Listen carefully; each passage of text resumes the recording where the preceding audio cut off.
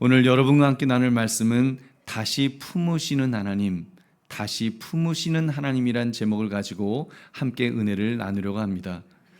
지난주일까지 우리는 고난주간과 부활절을 보내면서 간절히 기도했고 결단하는 시간을 보내었습니다.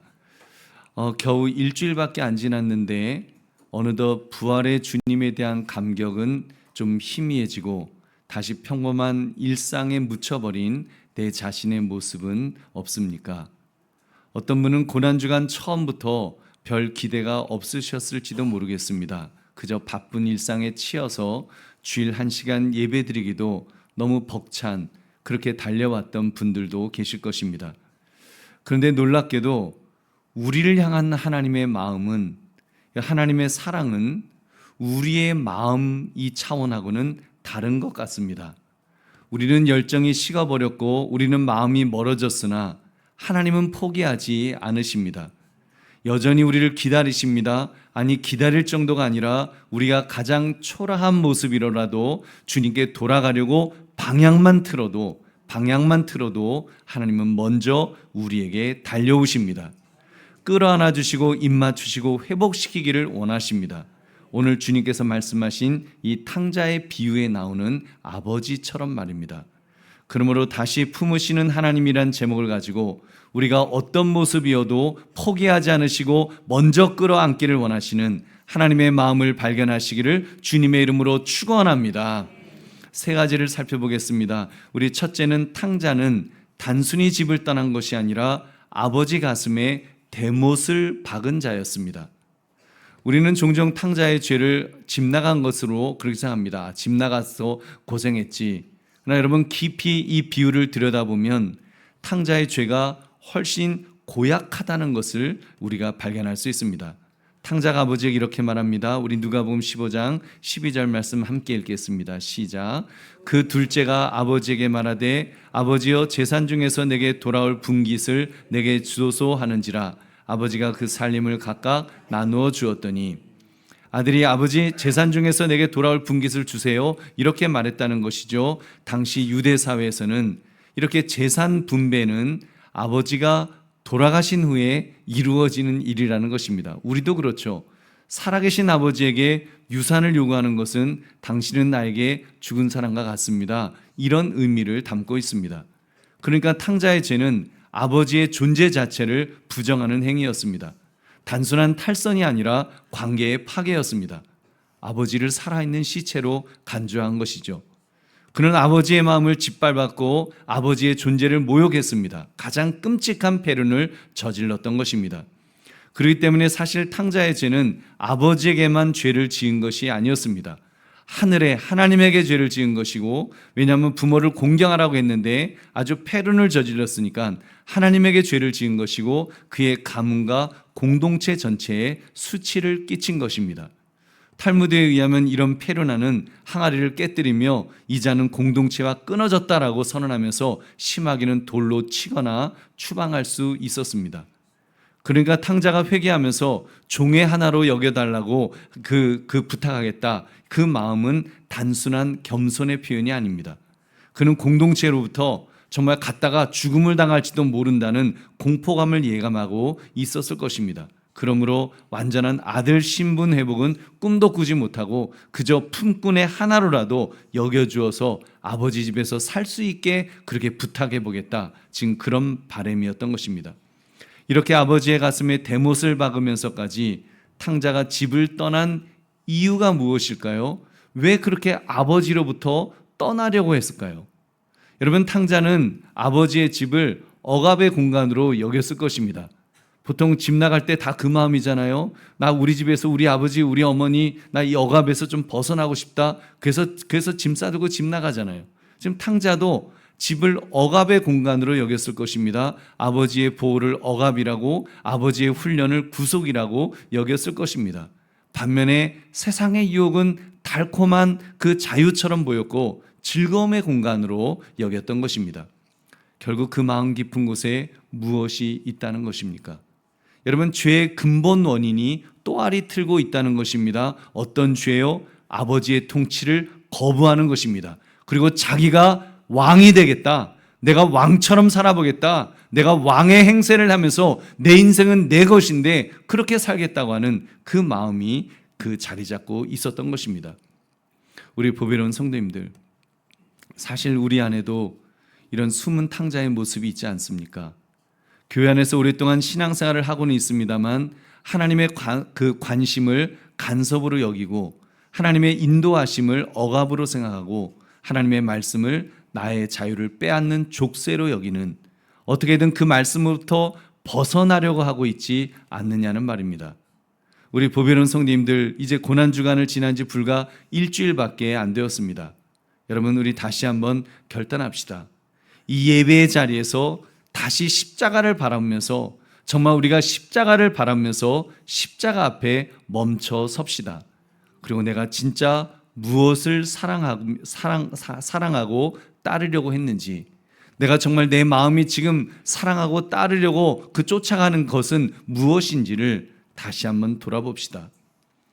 여러분, 직장 안에서 하나님의 통치를 억압처럼 여기면서 살고 있지는 않으셨습니까? 회사 성과를 위해서는 양심을 애써 무시하려 하고 하나님의 기준은 회사 밖에 이렇게 내려놓고 있지는 않았습니까? 사업을 운영하면서 여러분의 왕은 누구십니까? 진정 하나님께서 여러분의 사업장의 사장님으로 통치하고 계십니까? 그분의 통치에 순종하고 있으십니까? 아니면 최고의 수익이 나의 왕이라고 여기고 있지는 않습니까? 하나님의 말씀과 원칙은 내 사업의 손실이요 비용으로 여겨서 부담스러워하고 있지는 않냐는 말입니다. 자녀 앞에서는 어떻습니까? 우리 사실 자녀 앞에서 이미 탕자처럼 되어버린 부모님들도 계실 것입니다. 자녀를 하나님이 나에게 맡겨주신 사명이라고 생각하지 않습니다. 내 꿈, 내 욕심, 내 체면을 세워주는 존재로 내가 왕이 되어서 내 자녀 위에 군림하면서 자녀에게 대리만족을 요구하고 있지는 않았습니까? 여러분, 이 모든 것들이 우리 안에 숨어있는 탕자들입니다. 가만 보니까 우리 안에는 한 명의 탕자가 아니라 여러 명의 탕자들이 우글거리고 있는 것 같습니다. 어떻게든 하나님으로부터 벗어나려고 하는 정말 탕자 중에 탕자들이 또아리 틀고 있다는 사실입니다. 여러분, 우리 회개해야 합니다. 우리 회개합시다. 자기 죄에 대해 심각성부터, 정말 내 죄에 대한 심각성부터 내가 확실하게 느껴야 할 것입니다. 죄를 지으면서도 여전히 내가 뭔가를 받을 자격이 있다고 착각했다면 그것부터 회개합시다. 여러분, 탕자는 종으로라도 여겨달라는 마음이었는데 나는 태초부터 그 영혼까지 마땅히 자녀야 하는 것처럼 권리를 주장하고 있지는 않았습니까? 회개를 한다고는 하는데 그 죄의 심판이 얼마나 무서운가를 생각하지 않는, 죄를 마치 일상 속에 발 닦는 정도로, 손 닦는 것처럼 그렇게 가볍게 여기고 또 가볍게 또 저지르고 있지는 않았습니까? 오늘 말씀 앞에서 우리는 고백해야 됩니다. 하나님, 나는 살 자격이 없습니다. 나는 하나님의 은혜가 아니면 이 한순간도 숨 쉴 수조차 없는 존재입니다. 고백해야 될 줄로 믿습니다. 고백합시다. 여러분, 진솔하게 내가 얼마나 용서받기 힘든 탕자였는가를 고백합시다. 그러므로 내가 탕자와 같은 죄인이었음을 솔직하게 자백하시는 저와 여러분 되시기를 주님의 이름으로 축원합니다. 두 번째, 그럼에도 아버지는 먼저 달려와 안아주셨습니다. 여러분, 그럼에도 아버지는 먼저 달려 안아주십니다. 이 탕자는 깊은 절망 속에서 깨달았습니다. 자신이 아버지 집을 떠났을 때 얼마나 참담하게 무너졌는지를 그는 깨닫습니다. 그리고 결심을 합니다. 내가 일어나 아버지께 가서 말하기를 아버지여, 내가 하늘과 아버지께 죄를 지었습니다라고 고백해야겠다, 이 결심을 합니다.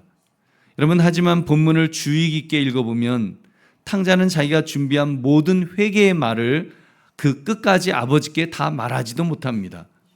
왜 말을 못할까요? 아버지가 먼저 그를 발견하고 달려가 끌어안고 입을 맞추었기 때문입니다. 할렐루야. 20절 21절 함께 읽겠습니다. 시작. 이에 일어나서 아버지께로 돌아가니라. 아직도 거리가 먼데 아버지가 그를 보고 측은히 여겨 달려가 목을 안고 입을 맞추니 아들이 이르되 아버지, 내가 하늘과 아버지께 죄를 지었사오니 지금부터는 아버지의 아들이라 일컬음을 감당하지 못하겠나이다 하나. 아멘. 지금 읽은 말씀을 보면 아버지의 그 엄청난 사랑을 우리가 느낄 수가 있습니다. 아버지는 거리가 먼데 이미 보고 계셨습니다. 본문은 이렇게 시작합니다. 아직도 거리가 먼데 아버지가 그를 보고. 여러분, 탕자는 아직 먼 거리에 있었습니다. 먼 거리에서 오고 있었습니다. 아직 제대로 회개하지 않았고 변명도 다짐도 속죄도 하기 전이었습니다. 아버지는 그냥 멀리서 그 멀리 어떻게 했다고요? 이미 그를 보고 있었다고 그렇게 성경은 말씀합니다. 여러분, 이거는요 그냥 단순한 우연이 아닙니다. 어쩌다가 아버지가 이렇게 고개를 들었는데 아들의 얼굴이, 아들의 오는 모습을 발견하게 되었더라, 지금 그런 이야기가 아닙니다. 여러분, 지금 그 아버지는 매일 문을 열어놓고 매일 문을 열고 멀리를 보면서 아들 같은 그런 존재가 오나 안 오나 보고 있었다는 것입니다. 아들이 방향을 돌려서 집으로 돌아오나 안 오나 보고 있었다는 거예요. 그래서 이 아버지를 통해서 여러분, 정말 그렇게 아들이 돌아오기만을 기다리는 이 아버지의 모습, 여러분, 이 모습을 통해 우리는 하나님 아버지의 마음을 엿볼 수 있는 줄로 믿습니다. 하나님은 우리의 완전한 회개를 보고 받아주시는 분이 아니십니다. 우리가 돌아오는 우리가 방향만 바꿔도, 우리가 방향만 하나님에게 이렇게 바꾸기만 해도 먼저 달려오시는 분이신 줄 믿으시기 바랍니다. 하나님은 먼저 막 달려오신다는 것입니다. 그 아버지가 달려갔다는 대목을 주목해 봅시다. 당시 유대 문화에서 이렇게 노인이 달려가는 것은 상상할 수 없는 일이었습니다. 우리나라도 조선시대에는 양반은 안 뛰었습니다. 요즘 어르신들도 잘 안 뛰잖아요. 양반은 안 뜁니다. 애엠하면서 아무리 바빠도 절대로 뛰는 일은 없었습니다. 옛날에 그런 우스갯소리가 있어요. 서양 선교사님들이 이제 그 종들하고 같이 머슴들하고 막 열심히 축구하는 광경, 그 축구를 하니까 그걸 보고 양반들이 혀를 차면서 이렇게 말했답니다. 에휴, 저런 일은 아래 것들에게 시키지, 저렇게 땀을 뻘뻘 흘리면서 저렇게 경박하게 뛰고 있느냐고 그렇게 흉봤다는 그런 이야기 있습니다. 여러분, 어른이 뛰는 것은 부끄럽게 여기는 그런 문화였다는 말입니다. 그런데 그 아버지는 뛰었습니다. 그 긴 옷을 붙들고 체면이 막 다 구겨지고 사람들이 막 수근거리면서 그렇게 그 흉보는데도 뛰었습니다. 아버지는 뛰었습니다. 또 뛰었습니다. 계속 뛰었습니다. 왜요? 아버지는 지금 자기의 체면보다 아들의 생명을 먼저 생각했기 때문입니다. 여러분, 물론 아들이 반가워서 뛰었을 것입니다. 나 사실은 동네 사람들이 아들을 정죄하고 항아리를 깨뜨리고 돌을 던질 수도 있었기 때문에 아버지가 먼저 그 아들에게 달려가서 그냥 자기 품에 안으려고 했던 것입니다. 먼저 아들을 안으려고, 보호하려고 그렇게 뛴 것입니다. 여러분, 이 장면은 복음을 가장 잘 보여줍니다. 아버지는 아들을 심판으로부터 보호하기 위해서 자신의 체면과 권위와 품위를 모두 버리고 달려갔다. 이 장면이 바로 복음의 예표, 복음의 모습입니다. 그리스도는 우리를 살리시려고 자신의 체면과 권위와 품위를 모두 버리셨습니다. 할렐루야. 우리 빌립보서 2장 6절부터 8절 같이 읽겠습니다. 시작. 그는 근본 하나님의 본체시나 하나님과 동등됨을 취할 것으로 여기지 아니하시고 오히려 자기를 비워 종의 형체를 가지사 사람들과 같이 되셨고 사람의 모양으로 나타나사 자기를 낮추시고 죽기까지 복종하였으니 곧 십자가에 죽으심이라. 아멘. 그리스도는 우리를 심판하기 위해서 오신 것이 아닙니다. 심판으로부터 우리를 보호하기 위해서 오신 줄 믿으시기 바랍니다. 그 아버지의 사랑은 달려가는 것으로 이렇게 끝나지 않았습니다. 그 아들의 목을 끌어안고 입을 맞추었습니다. 여러분, 이 장면을 한번 자세히 생각해 보십시오. 탕자는 자기가 준비했던 말을 하려고 했지만 미처 말하지 못했습니다. 왜냐하면 아버지가 그를 껴안고 입을 맞췄기 때문입니다. 성경은 이렇게 기록합니다. 달려가 목을 안고 입을 맞추니라. 순서가 어떻게 되었다고요? 아들 이야기 자취정 다 듣고 아버지가 막 분이 났던 게 이제 좀 수그러 들어갔고, 알았다, 이제 용서해 줄게, 그랬습니까? 아닙니다. 여러분, 무조건 달려가서 그 목을 안고 입을 맞췄다. 먼저 아버지가 안았다는 것입니다. 여기서 여러분, 입을 맞추다라는 헬라어 원문은 단순한 인사 수준으로 그냥 이렇게 얼굴 부비는, 그 볼을 부비는 그런 인사가 아닙니다. 반복적이고 애절하며 끊임없는 입맞춤, 막 그 아들 막 얼굴에 막 얼굴을 부비면서 그러면서 막 그 인사를 했다는 겁니다. 여러분, 아버지의 그 격렬한 그 사랑의 표현으로 그 아들을 끌어안고 입맞추며 환영했던 것입니다. 근데 생각해 보십시오. 아들이 어떤 몰골이었을까 한번 생각해 보십시오. 그는 돼지 우리에서 살았다고 했습니다. 손톱에는 때가 잔뜩 끼었을 것이고 머리는 덥수룩하고 그 돼지 오물 냄새가 막 몸에서 진동을 했겠죠. 옷은 다 찢어지고 악취로 쩔어 있었습니다. 얼굴은 먼지와 땀에 막 정말 알아보기도 힘든 그런 얼굴인데, 여러분, 우리 보통 만약에 아들이 그런 모습으로 나타나면 어떻게 할까요? 뒷문으로 들어와라. 그리고 먼저 목욕부터 시키고 뭐 좀 그럴 수도 있잖아요. 여러분, 얼마든지 우리 창피하잖아요. 솔직히 안 창피하겠습니까? 너무 부끄럽고 초라해서 차라리 눈도 마주치지 않고 그냥 모른 채 지나가고 싶은 그런 모습이었을 것입니다. 하지만 그 어떤 더러움도, 그 아들의 어떤 추접스러운 모습도 아버지의 사랑을 막지 못했습니다. 아버지는 그런 아들의 몰골을 보고도 주저하지 않았습니다. 오히려 더 안고 더 끌어안고 막 입을 맞추었습니다. 그 모습이야말로 여러분, 회개의 완벽함을 기다리지 않고 정말 방향만 돌려도, 여러분, 방향만 돌려도 아들 자체를 품어주시는 우리 하나님의 사랑인 줄로 믿습니다. 여러분, 우리 하나님의 사랑의 모습입니다. 여러분, 그런 모습, 그렇습니다. 우리 하나님은 회개가 완벽하게 준비가 되지 않았어도 먼저 죄인을 끌어안으시는 분이신 줄 믿으시기 바랍니다. 우리의 고백보다 하나님의 사랑이 항상 더 빠른 줄 믿으시기 바랍니다. 그 로마서 8장 1절, 그러므로 이제 그리스도 예수 안에 있는 자에게는 결코 정죄함이 없나니 우리 하나님은 정죄하지 않으십니다. 우리 보배로운 성도님들, 우리도 지난 세월 돌아보면 탕자처럼 살았던 그 순간들이 있지 않았습니까? 직장에서 하나님의 자녀처럼 살지 못하고 탕자처럼 살았던 그런 모습 말입니다. 가정에서 사랑하기보다는 화를 쏟아부었고 인내하기보다는 감정에 휘둘렸을 때가 더 많지 않았습니까? 특히 혼자 있을 때 하나님의 말씀보다 세상의 즐거움을 더 가까이 했던 나는 아니었습니까? 우리 모두는 하나님의 마음을 아프게 해드렸던 탕자들이었습니다. 근데 놀랍게도 그리스도께서는 그런 우리를 향해 달려오셨습니다. 책망보다는 먼저 품으시기 위해서 달려오신 줄 믿으시기 바랍니다. 여러분, 생각하면 몸둘 바를 모를 정도입니다. 내가 거짓된 이익을 위해서 세상과 타협했을 때도 주님은 달려오셨습니다. 내가 자녀를 사랑하기보다는 통제하려고 했을 때에도, 내가 은혜를 받은 후에 또 세상의 마음이 빼앗겼을 때에도, 내가 기도의 자리에서 멀어져서 세상으로 향하여 갈 때에도 주님은 단 한 번도 등을 돌리지 않으셨습니다. 다 기다려주시고 다시 나를 찾아오셔서 내가 입을 열어 변명하기 전에 우리 주님은 먼저 우리에게 입 맞춰 주시는 줄 믿습니다. 먼저 껴안아 주셨습니다. 그리고 다시 회복시켜 주시는 줄 믿으시기 바랍니다. 우리 보배로운 성도님들, 그 그리스도를 바라봅시다. 나를 향해 지금도 달려오시는 그 주님을 우리가 바라봅시다. 그리고 그분께 나를 맡겨드립시다. 주님은 내가 늦게 회개한다고, 내가 제대로 변화되지 않았다고 덮어놓고 책망부터 하시는 그런 분이 아니십니다. 오히려 덮어놓고 안아주시는 분이십니다. 감싸주시는 분이십니다. 우리가 다시 회복될 수 있도록 일으켜주시는 분이신 줄 믿으시기 바랍니다.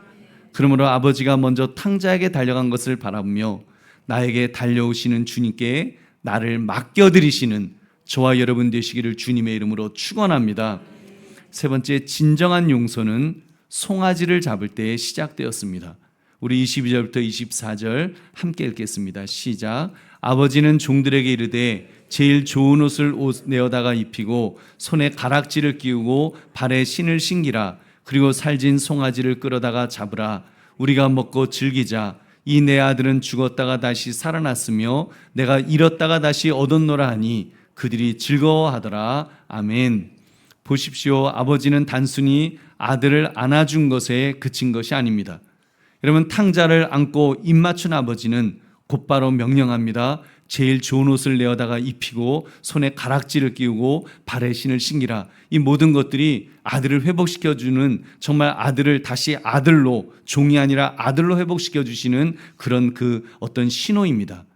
그리고 여러분 보니까 이 오늘 말씀 이 명령이 중요합니다. 그리고 그 다음에 뭐라고 말씀하죠? 살진 송아지를 끌어다가 잡으라. 우리가 먹고 즐기자. 할렐루야.